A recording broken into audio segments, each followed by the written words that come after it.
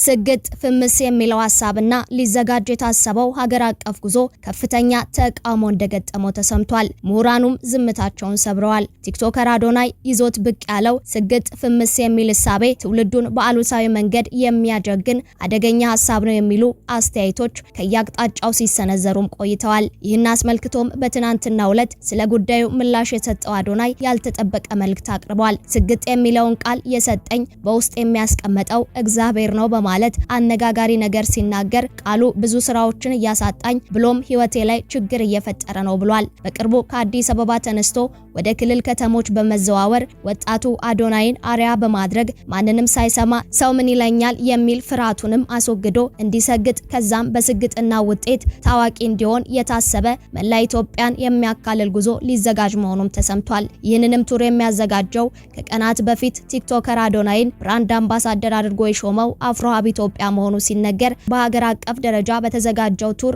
ወጣቱ እየሰገጠ እንዲፈምስ የሚያስችለውን የድፍረት ስነልቦና ከአዶናይ እንዲያገኝ ያለመ ስለመሆኑም ተነግሯል። ይህ መረጃ ከተሰራጨ በኋላ ሊዘጋጅ የታሰበው ቱር ከፍተኛ ተቃውሞ ገጥሞታል። በጉዞ ላይ እንደሚሳተፉ ከተገለጹት መካከል አንደኛው የሆነው አርቲስት ሰራዊት ፍቅሬ ከፍተኛ ትችት እየተሰነዘረበት ባለበትም ደራሲና መምህር የሆነው በድሉ ዋቅጅራ ያልተጠበቀ ሐሳብ ሰንዝሯል። መንግስትም በዚህ ጉዳይ ጣልቃ እንዲገባ ሲጠይቅ በፍጥነት እርምጃ መወሰድ እንዳለበትም አሳስቧል። ለመሆኑ ተቃውሞ የተነሳበት ሀገር አቀፍ ጉዞ ዓላማው ምንድነው? ጉዞ ተቃውሞ የገጠመውስ ለምንድነው? ከምሁራኑ አንደበት የተሰማው ድምጽ ምን ይላል? አዶናይ እባካችሁ ሲል የተማጸነውስ ምንድነው? መንግስት እርምጃ እንዲወስድ የተጠየቀውስ ማን ላይ ነው? ሁሉንም በዝርዝር ወደ እናንተ እናደርሳለን። ሰላም ጤና ይስጥልን ውድ የአማርያ ቲዩብ ቤተሰቦች እንደምን ቆይታችኋል? በዛሬው መሰናዶ አርቲስቶችንና ምሁራኑን ስላፋጠጠው የስግጥ ፍምስ ቱርና የመንግስት እርምጃና የአዶናይ ተማጽኖን አስመልክቶ እየተሰሙ ያሉ አዳዲስ መረጃዎችንና ከባድ ተቃውሞችን ነግራችኋለን። እናንተም ቻናሉን ሰብስክራይብ በማድረግ ቤተሰብ እየሆናችሁ ቪዲዮን ላይክና ሼር በማድረግ አብራችሁን ቆዩ። ነገሮች እየተካረሩ መጥተዋል። ስግጥ የሚለው ቃል ወጣቱ ላይ ከቃልነት የዘለለ ሐሳብን እያሰረጸ መጥቷል። የቪዲዮ ማድመቂያ ብቻ ከመሆን ተሻግሮም የቃሉ እሳቤ ገብቶናል ባሉ ሰዎች በድርጊት መገለጥ ከጀመረም ሰነባብቷል። ቃሉ ትውልዱን የሚያነቃና ጠንካራ ስነልቦናን የሚገነባ ነው በሚሉ ደጋፊዎችና የለም ይህ ሐሳብ ወጣቱን መረን የሚለቅ አላስፈላጊ ድንቁርና ውስጥ የሚጨምር ነው ባሉ ነቃፊዎች መካከልም ፍጥጫው ባየለበት ሰዓት አዶናይ ያልተጠበቀ ምላሽ ሰጥቷል። ስግጥ ፍምስ የሚል ቃል ብዙ ስራዎችን እያበላሸበትና ቃሉን እየተቃወሙት ባሉ ሰዎች ምክንያት ነገሮች እየተበላሹበት መሆኑን ተናግሯል። የቃሉን ትርጉም አላውቀውም ነበር፣ ትርጉሙን አለማወቅ የሚሆናል በድፍረት እንድናገር ይረዳኝ ሲል ነገር ግን ከቃሉ በዘለለ ያለውን ሐሳብና በቃሉ ውስጥ ማስተላለፍ የፈለግኩትን ብሎም ሰው ላይ መገንባት ያሰብኩትን ስለ ንቦና ብትረዱኝ መልካም ነው ሲል ተደምጧል። ይህን ቃል እግዚአብሔር ያቀበለኝ ለብዙዎች እንዳደርሰው በውስጤ ያኖረው ቃል ነው ሲልም አገሪቱ ላይ ያላችሁና የመሰገጥ ትክክለኛ ትርጉም የገባችሁ ምሁራን አግዙኝ በማለት አነጋጋሪ ሐሳብ ሰንዝሯል። ይህም በእንዲህ እንዳለ በቅርቡ ስግጥ ፍምስ በሚል መርህ አዲስ የጉዞ ዘመቻ ሊካሄድ መሆኑም ተሰምቷል። የብራንድ አምባሳደርነት ፊርማውን ካኖረበት አፍሮ ሀብ ኢትዮጵያ ከተሰኘ ድርጅት ጋር በመተባበር ከአዲስ አበባ በመነሳት መላ ኢትዮጵያን የሚያካልል ወጣቱን የህብረተሰብ ክፍል ዓላማ ያደረገ ስግጥ ፍምስ የተሰኘ ሀገር አቀፍ የጉዞ ዘመቻ እንደሚከናወን ተነግሯል። የአፍሮ ሀብ ኢትዮጵያ ድርጅት ይህ ቱር የሚካሄደው አዶናይን ከፊት በማስቀደም ወጣቱ ከእርሱ የስግጥና ፍምስና የስኬት ሂደት እንዲማርና ፍርሃቱን አስወግዶ የውስጡን ድምጽ ብቻ በመስማት እንዲሰግጥ የሚያግዘውን ስለ ንቦና ከአዶናይ እንዲያገኝ የሀገሬውን ወጣት ከአዶናይ ጋር በአካል ፊት ለፊት ለማገናኘት ዓላማ ያለው ዝግጅት መሆኑንም ገልጿል። ይህም መረጃ እንኳን ዘንቦብሽ እንደሚባለው አባባል የሆነበት በርካታ ህዝብ ጉዞውን ሲቃወመው ተሰምቷል።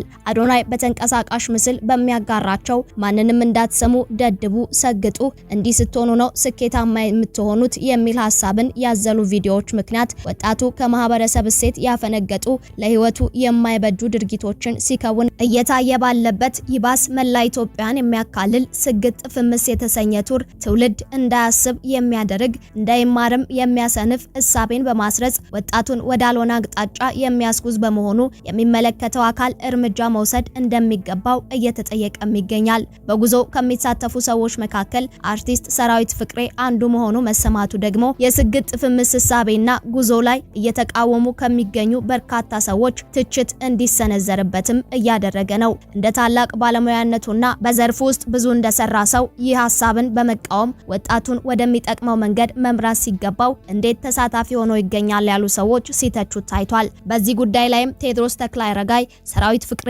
ምንድነው የሆነው በሚል ጥያቄ በመጀመር እንዲህ ሲል ሐሳቡን አጋርቷል። ሰራዊት ፍቅሬ ምንድነው የሆነው? ከስንት ሀገር ከሚመሩ ሰዎች ጋር እንዳልዋለ እንዴት በመጨረሻ ይሄ ሆነ? ስንት ነገር በተናገረበት አንደበቱ ከአዶናይ ኋላ ኋላ እየተከተለ ወጣቱን ትውልድ ደድቡ፣ ሰግጡ፣ ፈምሱ ሊል ነው ማለት ነው። ሰራዊት ምንድነው የፈለገው? ገንዘብ ወይስ አላማውን የገዛው? እዚህ ከገባ የት ነው ላይገባ የሚችለው? ይህ ቦታ ለኔ አይሆንም የሚባል ነገር የለም እንዴ? በማለት ብቻ ነገሩ ያሳዝናል ሲል ሐሳቡን አጋርቷል። በሌላ ወገን ያሉ ደግሞ ከቃሉ በላይ ሊተላለፍ የፈለገውን ሐሳብ መረዳት ለትችትና ለተቃውሞ እንዳንፈጥን ይረዳናል። ቃሉን ብቻ ሳይሆን ሐሳቡን ተረዱት የሚሉም አልታጡም። በስግጥ ፍምስ ቱርና በተሳታፊ ሰዎች መካከል የሐሳብ ፍጭቶች እየተደረጉ ባለበት ታዋቂው ደራሲና የስነ ጽሑፍ መምህር የሆነው ዶክተር በድሉ ዋቅጅራ ስለ ስግጥና ብሎም ስግጥ ፍምስ በሚል መርህ ስለተዘጋጀው ቱር ዝምታውን ሰብሮ ተቃውሞውን አሰምቷል። አርቲስት ሰራዊት ፍቅሬ በዚህ ሐሳብ ላይ መሳተፉ አደገኛ መልእክት እንዳለው የተናገረው ዶክተር በድሉ መንግስት እርምጃ ሊወስድ እንደሚገባ ያሳሰበበትን ሐሳብ እንዲህ ሲል አስፍሯል። እንደ ኢትዮጵያ አየር መንገድ ኢትዮጵያን ለደህንነታቸው የቆመ ኃላፊነት የሚሰማው አስተዳዳሪ የሚያገኙት መቼ ነው ሲል በጥያቄ ይጀምራል። በመጀመሪያ ከ40 በላይ በሚሆኑ ዩኒቨርሲቲዎች ተምረው ተመርቀው ወይም ትምህርታቸውን 12ኛ ላይ አቁመው እዚህ ግባ የሚባል የስራ ዕድል በሌለባት ሀገር የሚበተኑ ወጣቶች ማህበራዊ ሚዲያውን እንደ ስራ ፈጠራ ዕድል በመጠቀም ራሳቸውን በገቢ ለመደጎም የሚያደርጉትን ጥረት በጅምላ አልቃወምም። ለዚህ ጽሑፍ መነሻ የሆነኝ ግን በቁጥር ጥቂት የማይባሉ ለይዘት ፈጠራ ያጠራቸው ዕውቀትና የህይወት ልምድ ድንቁር የአእምሮና የስነ ልቦና ችግር በወለደው ድፍረትና ንቀት ተክተው የደደቡና የሰገጡ ናቸው። እንደሰመረ ባሪያው፣ አሌክስ አብርሃም ወዘተ ያሉ ሰዎች በቲክቶክ በሚሰሩት ጠቃሚ ይዘት ስማቸው እንኳን ሳይጠራ አለመለወጥን፣ አእምሮን አለመጠቀምን አርማ አድርገው የሚንቀሳቀሱ ወጣቶችን መኪና የሚሸልሙ በሚሊዮን የሚቆጠሩ ተከታዮች እንዲያገኙ የሚያግዙ ተቋማትን መመልከት እጅግ በጣም ያሸማቅቃል። በሀገርና በማህበረሰብ ላይ ተስፋም ያስቆርጣል። ይሁን እንጂ ፕሮፌሰር መስፍን ወልደ ማርያም በሀገርና በማህበረሰብ ላይ ተስፋ መቁረጥ ሀገርን ለደንቆሮች፣ ለደፋሮችና ለአምባገነኖች አሳልፎ መስጠት ነው ይሉ እንደነበረው ይህን እንዳሻው ብሎ ማለፍ ያዳግታል። ምን አይነት ተቋማት ናቸው ይህን የሽልማት ፕሮግራም የሚያዘጋጁትና በገንዘብ የሚደግፉት? እነዚህ ተቋማት ሀገርና ማህበረሰብ ከሸቀጣቸው ማራገፊያነት የዘለለ ትርጉም የላቸውም ማለት ነው። በነገራችን ላይ ከሳቴ ብርሃን ተሰማ የአማርኛ መዝገበ ቃላት ሰገጠ የሚለውን ቃል ክፉ ሰው፣ ሞገደኛ፣ የሰውን ነገር የማይቀበል ሲል ይፈተዋል። የሽልማቱ ሲገርመን ሰግጥ ፈምስ የሚባል ሀገራዊ ጉዞ አዶናይን ይዞ ድንቁርናን ተመርኩዞ ሊዘጋጅ ስለመሆኑ ጋዜጣዊ መግለጫ መሰጠቱን ተመለከትኩ። በኤአይ የተሰራ ነው በሉኝ ብዬ ሰዎች ጋር ደወልኩ። የተመኘሁት ግን ሳይሆን ቀርቶ እውነት ሆነ። ልጆችና ወጣቶች በተለያየ ምክንያት የእነዚህ ቲክቶከሮች ተከታይ ሊሆኑ ይችላሉ። እኔን እንቅልፍ የነሳኝ ፈጽሞ በማልጠብቀው ሁኔታ የጋዜጣዊ መግለጫ ተናጋሪ ወይዘሮና የሰራዊት ፍቅሬ ጉዳይ ነው። ይቺ ሴት ለልጆቿ ደድቡ፣ ሰግጡ ትላለች ማለት ነው። በአፍላ የሬዲዮ ድራማ አህዱ ብሎ ብዙ ውጣ ውረዶችን አልፎ እዚህ የደረሰው ሰራዊት ፍቅሬ የመጣበት የሙያ ትግል ጉዞ ላይ ውሃ ከልሶ ሰግጥ ፈምስ የሚል ሀገራዊ ዘመቻ ፊት አውራሪ ለመሆን የተነሳው ምን አስልቶ ነው?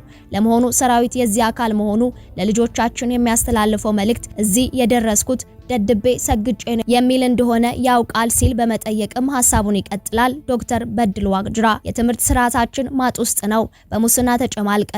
የሃይማኖት ተቋሞቻችን ረክሰው ዓለማዊ መድረኮች እየመሰሉ ነው። ይህ ሁሉ አልቆረቆራቸውም፣ ለዘመቻም አላነሳሳቸውም። ወርቅ በወርቅ ብሎ ፊልም የሰራበት ሀገራችን የምትታወቅበት አትሌቲክስ ተዋርዶ ከዓለም የአትሌቲክስ ሻምፒዮና ያለ ወርቅ መመለሳችን እንኳን ሰራዊት ፍቅሬን በቁጭት ለተግባር አላነሳሳውም። ሰራዊትን ለዘመቻ ያነሳሳው የሀገሪቱ የደደቦች የሰገጤዎች ማነስ ነው። በመጨረሻም ይህ ጉዞ የሀገራዊና ማህበረሰባዊ ውድቀታችን ይፋዊ አዋጅ ነው። ኢትዮጵያ የምትባል ሀገርና ሕዝብ አስተዳድራለሁ የሚል መንግስት፣ ባህል ሚኒስቴር፣ ትምህርት ሚኒስቴር፣ በወጣቶችና ሴቶች ማህበራዊ ጉዳይ ላይ የሚሰሩ ሚኒስትሮች ካሉ ይህ ጉዞ መታገድ አለበት። ከዚህም በተጨማሪ በሃይማኖት ስም በአነቃቂ ንግግር ስም በይፋዊ ማህበራዊ እሴቶቻችን የሚቃረኑና የዘቀጡ ለማጭበርበር የቀረቡ ይዘቶችን በማቅረብ በህዝብ በተለይም ባልተማረው ማህበረሰብ ስነልቦና የሚጫወቱ የማህበራዊ ሚዲያ ይዘት አቅራቢዎች ላይ ህጋዊና ተገቢ እርምጃ ሊወሰድ ይገባል በማለት ሐሳቡን አጋርቷል። መንግስትም በዚህ ጉዳይ ጣልቃ ገብቶ እርምጃ በመውሰድ ይህን እንቅስቃሴ እንዲያስቆመውም ጠይቋል። ውድ የአማርያ ቲዩብ ቤተሰቦች እናንተስ በዚህ ጉዳይ ላይ ምን ትላላችሁ? ሐሳባችሁን አስተያየት መጻፊያው ላይ አጋሩን እያልን የዛሬውን መሰናዶ አበቃን። አብራችሁን ስለቆያችሁ ከልብ እናመሰግናለን። ዳግም በሌሎች ወቅታዊ መሰናዶች እስክንገናኝ በያላችሁበት ቸር ቆዩልን።